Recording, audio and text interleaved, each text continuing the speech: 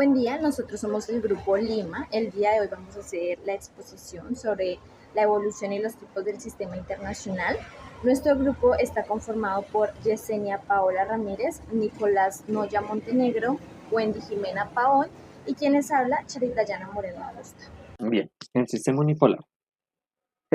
Para empezar, esto se dio gracias a la caída del muro de Berlín, simbolizando el fin del comunismo en Europa del Este en 1989 y la disolución de la Unión República Soviética Socialista en 1991 en Moscú.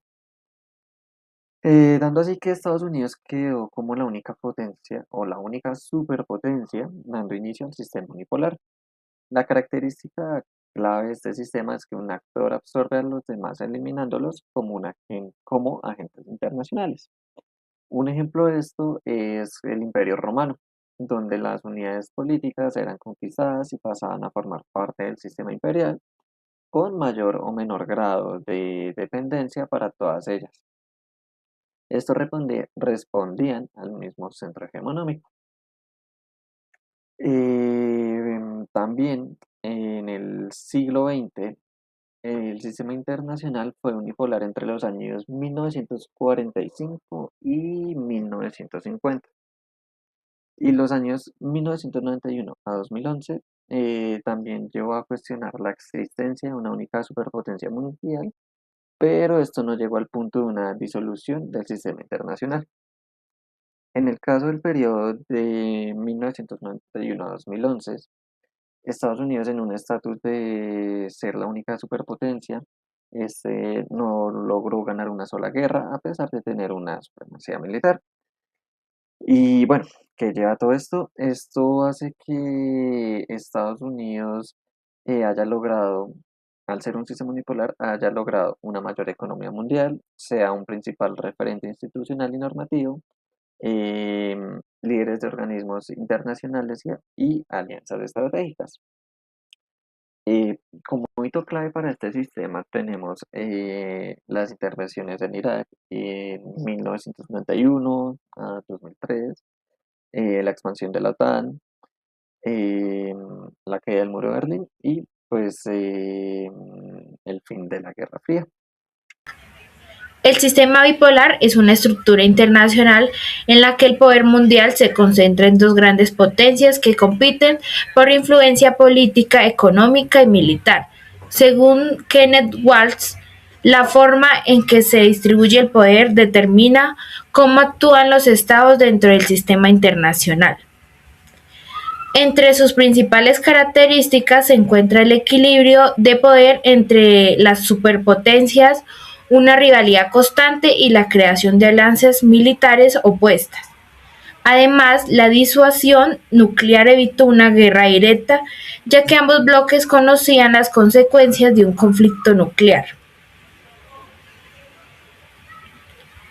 El sistema bipolar se desarrolló durante la Guerra Fría. Después de la Segunda Guerra Mundial, Estados Unidos representaba el capitalismo y la democracia liberal, mientras que la Unión Soviética defendía el comunismo. Aunque no hubo un enfrentamiento directo, existió una fuerte competencia política, militar y tecnológica. Algunos acontecimientos claves fueron la creación de la OTAN en 1949, la crisis de los misiles en Cuba en 1962 y la caída del muro de Berlín en 1989. Finalmente, en 1991, la disolución de la Unión Soviética marcó el fin del sistema bipolar. El sistema bipolar influyó profundamente en las teorías de las relaciones internacionales, especialmente en el realismo estructural, que explica cómo el equilibrio de poder puede generar estabilidad internacional. En conclusión, este sistema definió la política mundial durante casi medio siglo y permitió comprender cómo la distribución del poder influye en el comportamiento de los estados. Hablamos sobre el sistema multipolar. Un sistema multipolar es aquel en el que el poder está distribuido entre varios estados con capacidades similares, en lugar de solo concentrarse en uno o dos. Es decir, existen múltiples centros de poder que influyen al mismo tiempo en la dinámica internacional. Una de sus características principales es el equilibrio de poder. Cuando un Estado intenta fortalecerse demasiado, los demás tienden a ajustar sus alianzas o cooperar para evitar que se convierta en hegemón. Por eso, en este tipo de sistema, las alianzas son más flexibles y más cambiantes, lo que genera tanto competencia como negociación constante. Históricamente, este modelo comienza a consolidarse después de la Paz de Westfalia, cuando se establece el principio de soberanía y digamos que soberanía estatal. Más adelante, digamos que el Congreso de Viena reorganiza Europa y da lugar a un escenario donde varias potencias comparten el poder y buscan mantener la estabilidad, digamos que mediante acuerdos diplomáticos. En el gráfico podemos observar esta lógica. Las potencias están distribuidas en el círculo, lo que representa que ninguna ocupa una posición dominante absoluta. Las líneas que las conectan simbolizan las alianzas, rivalidad y negociaciones que caracterizan, digamos que este sistema. En el centro aparece el concepto de equilibrio-poder, que digamos que es el mecanismo claro para evitar que una potencia, digamos que imponga su voluntad sobre las demás. El término disciplinario es el sistema multipolar que influyó, digamos que en los estudios sobre el balance de poder, que analizan cómo los estados actúan estratégicamente para preservar su seguridad dentro de un entorno competitivo.